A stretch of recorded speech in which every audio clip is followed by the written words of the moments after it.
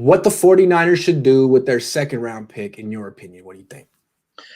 Yeah, so I'm going to just put it out there because every single chance I get, I want to put it out in the atmosphere that Najee Harris somehow becomes a 49er as well, because I love that guy. And I think the way you feel about Kyle Pitts, I feel about Najee Harris. That's fair. He's going to be a game changer as far as change whichever team he goes to. That running game is going to automatically take levels up. But he's not going to be there at 43.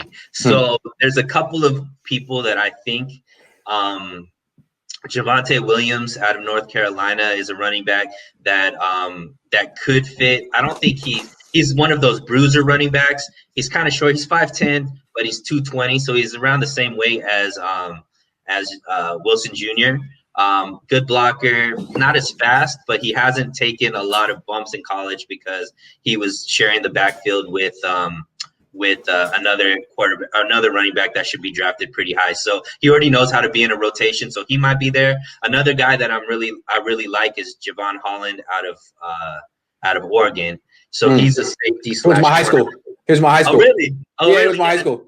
Just wrote out, baby. So did Elijah Vera Tucker. How you like that? That's awesome. Yeah, he's a Bay Area guy. He reminds me a lot of Jimmy Ward because he could play safety, but he could also move into the slot. And I think that is gonna, and he can, play corner as well. He played both in college.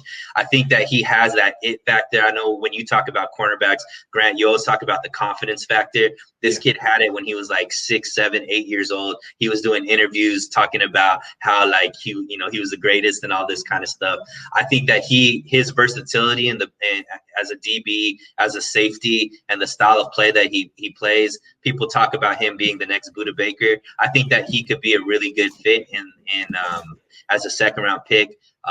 People might say we reach for him at 43, but I think he'd be a great asset to the defense if he was there and they go ahead and select him. I'm gonna say something else. I think they're gonna go with a wide receiver. I mean, they lost Kendrick Bourne. That's about 700 snaps. He's like a de facto starter. He's their number 3 guy, and that player plays more than Kyle Juszczyk.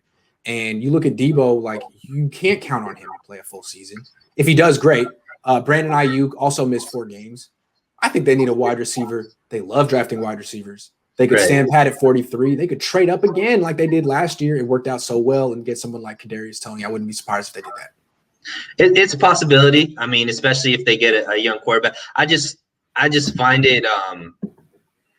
I just think that their run game is way weaker than their pass game, and to keep like putting in assets in their pass game, without fixing that run game, I think is I don't know. I just feel like you can spend your resources better, and one thing that I think Shanahan's good at is picking receivers. I think that he has a certain type. He does pretty well at drafting receivers.